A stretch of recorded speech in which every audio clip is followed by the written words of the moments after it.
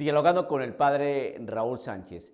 El día domingo 27 de septiembre se va a proclamar dentro de la misa como segunda lectura un texto, un pasaje de la carta de Pablo a los Filipenses, tomando su capítulo 2 y partiendo del versículo 1 al 11. ¿Qué dice este texto? Vamos a compartirlo. Dice Pablo a los de Filipo: si me permiten una advertencia en Cristo, una exhortación afectuosa, algo que proceda del Espíritu y que me sugiere la ternura y simpatía, entonces colmen mi alegría poniéndose de acuerdo, estando unidos en el amor con una misma alma y un mismo proyecto. No hagan nada por rivalidad o vanagloria, que cada uno tenga la humildad de creer que los otros son mejores que él mismo. No busque nadie sus propios intereses, sino más bien preocúpese cada uno por los demás. Tengan unos con otros los mismos sentimientos que estuvieron en Cristo. Él compartía la naturaleza divina y no consideraba indebida la igualdad con Dios. Sin embargo, se redujo a nada, tomando la condición de siervo, y se hizo semejante a los hombres. Y encontrándose en la condición humana, se rebajó a sí mismo, haciéndose obediente hasta la muerte, y muerte de cruz.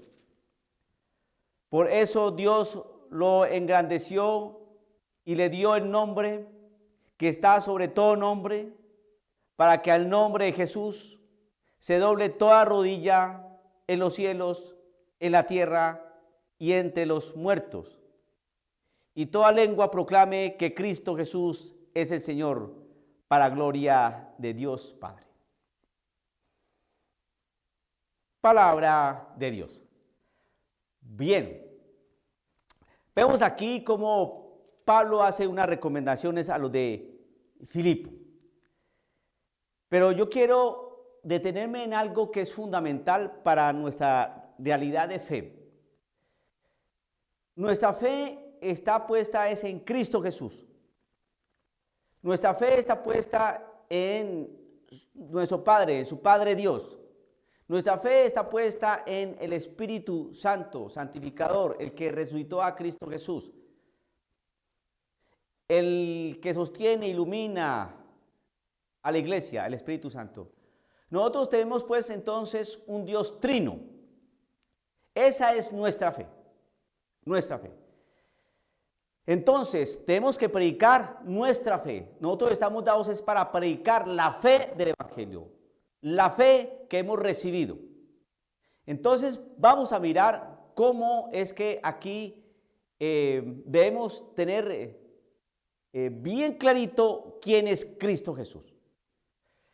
¿Por qué digo esto? Porque resulta que el malo tiene una manera de emular, de parecerse, ¿no? De copiar la palabra de Dios. Entonces, hoy se ha dejado de predicar el Evangelio para predicar cosas que no son del Evangelio. Nos hablan del clima, nos hablan de conversiones, nos hablan de ecología, nos hablan que tenemos que buscar, ¿no?, espacios nuevos para concertar como humanidad. Bueno, un lenguaje que usted lo mira y claro, pues se hablan de paz, de concertación, de educación, de ecología, de ambientalismo, de indigenismo. Entonces usted ve todo eso, esa amalgama de palabras y de conceptos, pues de suyo no tiene nada de malo. Pero son realidades y conceptos que no son de la predicación del Evangelio. No es que estén ajenos a la realidad de la iglesia, pero es que no son propios de la iglesia. Entonces, todos esos aspectos son netamente humanistas para trabajar aquí en la tierra, y se predica todo eso y se dejó de predicar en Cristo Jesús, que nos invita a pensar no solamente aquí, sino que pensemos más bien en el más allá. Entonces, cuando uno se acerca a la palabra del Señor, porque es la palabra del Señor la que nos enseña nuestra fe. Cuando usted vaya a su parroquia y usted empieza a mirar que su párroco le está hablando de otras cosas distintas al evangelio, preocúpese. El evangelio tiene palabras, lenguajes, maneras de decir las cosas, conceptos, realidades, ¿no? Muy distintas a las que se están predicando hoy, y uno las detecta. Cuando dice aquí la palabra del Señor, no hagan nada por rivalidad o vanagloria, que cada uno tenga la humildad de creer que los otros son mejores que él mismo. No busque nadie sus propios intereses, sino más bien preocúpese cada uno por los demás. Tengan unos con otros los mismos sentimientos que estuvieron en Cristo Jesús. Ahí está la clave. Uno tiene que tener los sentimientos que tuvo Cristo Jesús para preocuparse por los demás. ¿Y cuáles eran los sentimientos de Cristo Jesús que nos lleva a pensar y que en efecto así es? Se preocupaba por los demás. ¿Qué era lo que había en Cristo Jesús que se preocupaba por los demás, que se movía por los demás? A ver si era el ambientalismo, a ver si era el contexto ecológico. A ver, no era su alma, no era su corazón, no era su vida interior. Entonces, tengan unos con otros los mismos sentimientos que tuvieron en Cristo Jesús. Porque aquí uno dice, bueno, es que aquí nos están diciendo no busque nadie sus propios intereses, sino más bien preocúpese cada uno por los demás. Nos estamos preocupando por los demás, para que tengan una bonita casa, para que podamos respirar un ambiente, para que tengamos una educación donde todos podamos concertar y comprendernos. Y entonces uno dice, ¿esos eran los pensamientos de Cristo Jesús? ¡No! Me da mucha pena y con mucho respeto lo digo, pero esos no eran los pensamientos de Cristo Jesús. ¿Cuáles eran los pensamientos de Cristo Jesús? Es que simplemente, si usted quiere saber cuáles son los pensamientos de Cristo Jesús, qué es lo que Jesucristo llevaba en su interior, no es porque uno sea divino, ni psicólogo, sino porque la misma palabra lo decía. Sentía un esplagisto. ¿Qué es eso? Se le removían las entrañas cuando miraba el dolor de la persona. Cuando lo veía en postración, en situación de pecado, cuando lo veía prácticamente aislado, lleno de escoria, excluido, perdido, ciego, sordo, en mazmorras,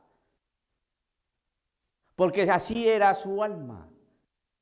El alma de todas estas personas. Y la gente lo buscaba. ¿Para qué? Para que los curara, para que los exorcizara, para que los sanara, para que los alimentara.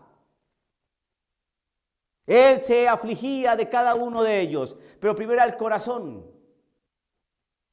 ¿Se acuerdan de ese episodio cuando unos hombres, 4 hombres, tenían un amigo que estaba enfermo, tullido en una camilla, y se las ingeniaron para bajarlo por el techo de una casa donde estaba nuestro Señor Jesucristo, porque la entrada era imposible pasar por ahí por tanta gente? Entonces, ¿qué hizo nuestro Señor Jesucristo? Tus pecados te son perdonados. Eso fue lo que le dijo primero antes de decirle, coge tu camilla y vete, queda sano. Señor Jesucristo le preocupa primero es por nuestra alma, por nuestra sanación interior. Tus pecados te son perdonados. Tus pecados te son perdonados. La mujer que le regó el perfume en sus pies, se lo enjugaba con sus cabellos y lloraba esta mujer. Que el Señor le dijo: tu fe te ha salvado. El Señor le perdonó sus pecados.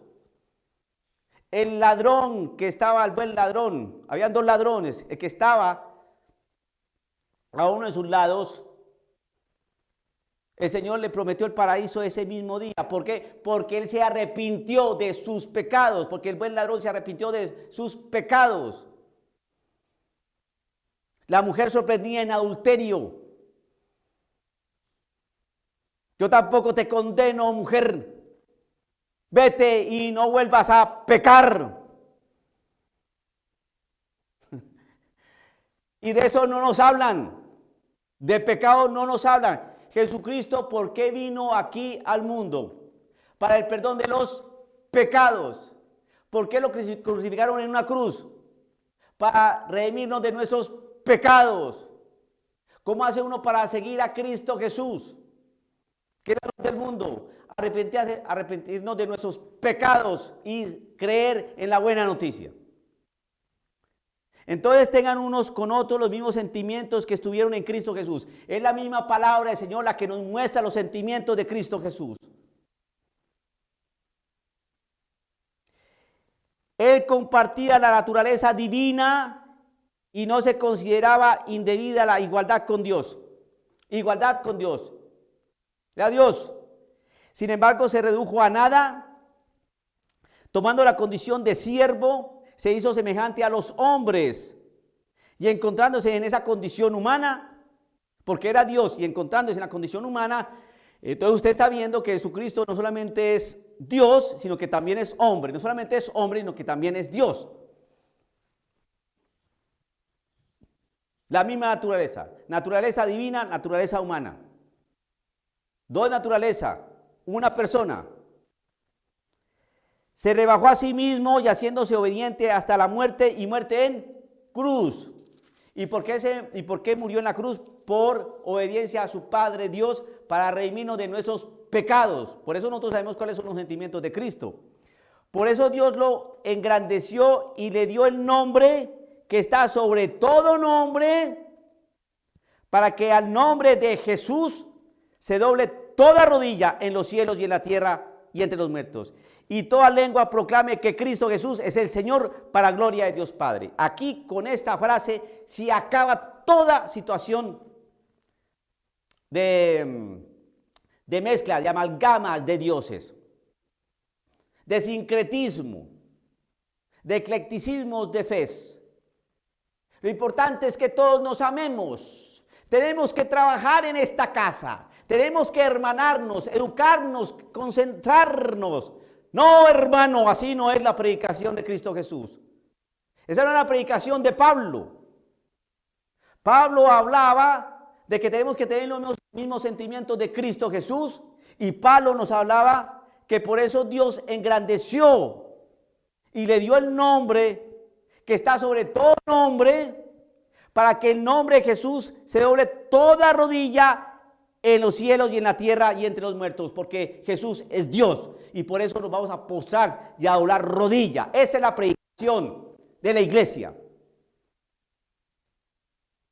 Por eso hoy la gente está muy confundida, porque nos hablan, confunden el amor de Cristo Jesús, la misericordia de Cristo Jesús, con un buenismo insulso, malsano y pervertido, que hace que las personas no entiendan en verdad cuál es el mensaje de salvación. El Señor vino por nuestros pecados, para salvarnos de nuestros pecados, y Dios le dio, lo exaltó y le dio el nombre, para que todo nombre, para que al nombre de Jesús se doble toda rodilla en los cielos y en la tierra y entre los muertos, y toda lengua proclame que Cristo Jesús es el Señor. Proclamar, hay que hablar que Cristo Jesús es el Señor. Esa es nuestra fe. Hay que proclamar, hay que hablar. Y hoy no nos hablan de que Cristo Jesús es nuestro Dios, es nuestro Señor para gloria de Dios Padre. Nos hablan del Padre, el Padre de todos. Todos somos hermanos, todos son hijos de Dios. Muéstrenos al papá. No nos quieren mostrar al papá porque nunca nos hablan del papá. Nos hablan de fraternidad, sin paternidad divina. Una profecía que lanzó Fulton Sheen. Llegará el momento en que la iglesia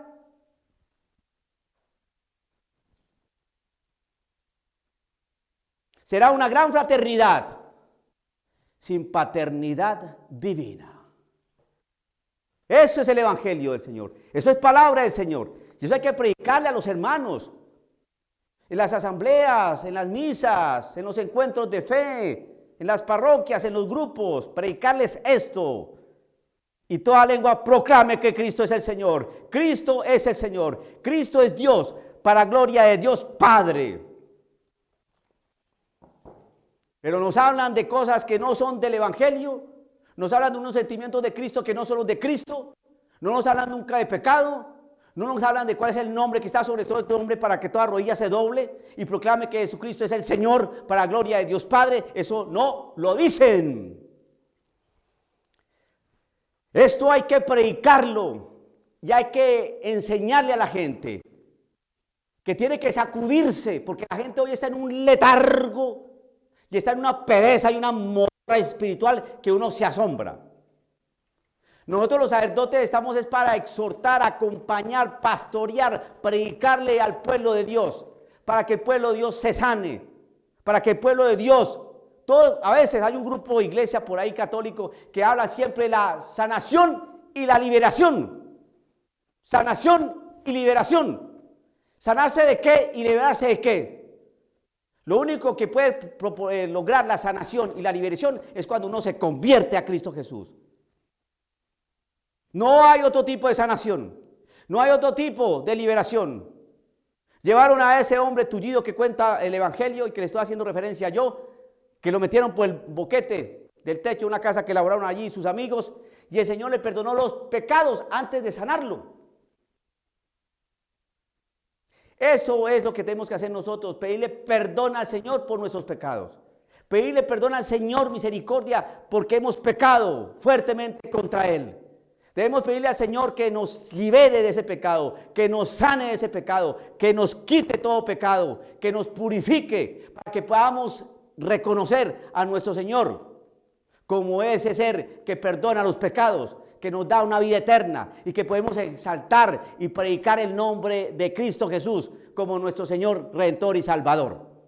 Esa es la fe de la iglesia. Eso es lo que hay que predicarle a la gente y no envolverlo en cuestiones netamente humanistas, solamente terrenales, horizontales, donde lo desvirtúan y lo desconectan de una realidad trascendente, no, y divina. Despierte, hermano católico. Despierte. Dialogando con el padre Raúl Sánchez.